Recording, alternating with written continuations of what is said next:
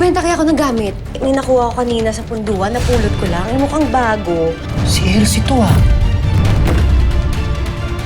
Naaalala ko na si Lolong. Naaalala ko na siya ang tunay kong mahal.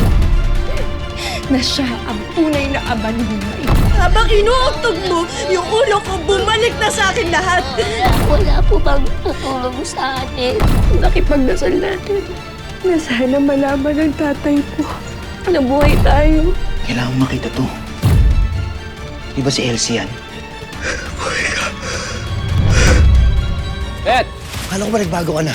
Bakit ako magbabago? Kriminal naman ang turing niyo sa akin, di ba? Kahit anong gawin ko! Arte mo na! Ano pinakain sa kanila, Lolong? Tumigil ka na, Norio. Tama na! Ikaw yung naglaglag kay Lolong! Doon sa iba na yun! Kung sino yung sumugod dito sa punduhan! Ano? Dalhin niyo sa kwarto ko. Kunin nyo! Hindi! Bitawan niyo! Mami! Mami! Mami! Teka lang! Ulit ka baka sa akin! Long? Dinala ko sa kababata ko tong cellphone ng nanay ni Elsie. Nabuksan niya.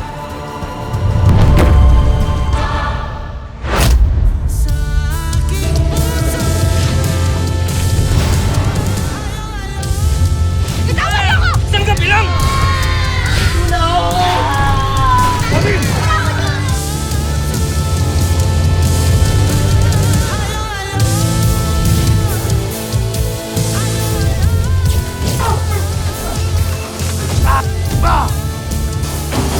Konti na lang, Lolo.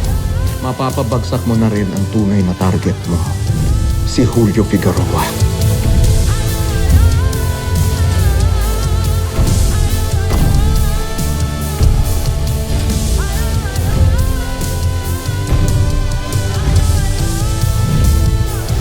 Kailangan mo ng tulong?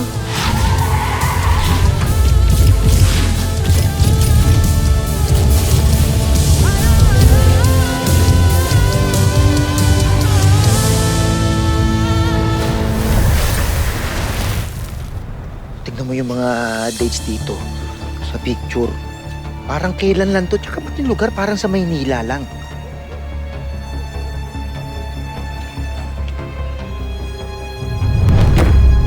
O yan o. Diba? Tignan mo. Dong.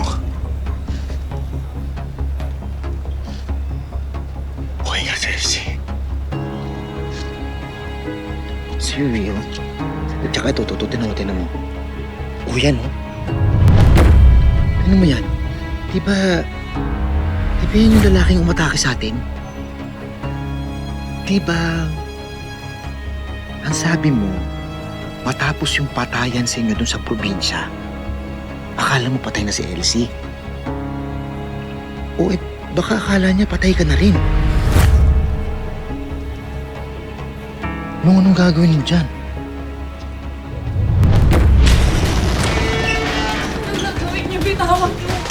Hindi ka. Lagay niyo sa kama.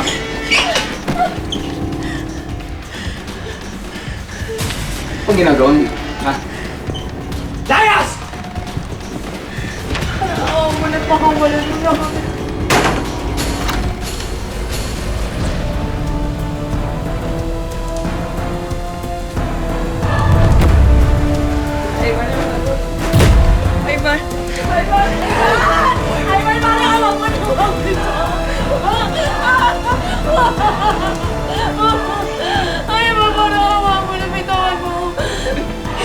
Asawa kita!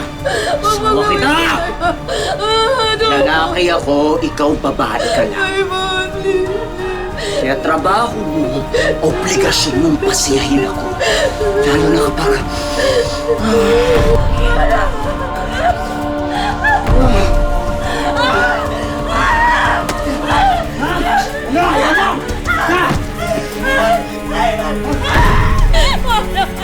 Kumain mo naman. Hindi kita asawa, hindi kita mahal. Mahal mo ko, kaya nga nabuo natin si Mimay, di ba? Hindi mo anak si Mimay! Hindi mo anak si Mimay! Hindi kita mahal! Si Lolo ang mahal ko! Si Lolo lang yung mahal Ano? ko! Ha? Lalo pa rin? Ha? Sige, ano? Lalabang ka? Ano? Ano? Sige, Sinatang yung bahay ko! Naintindihan ba?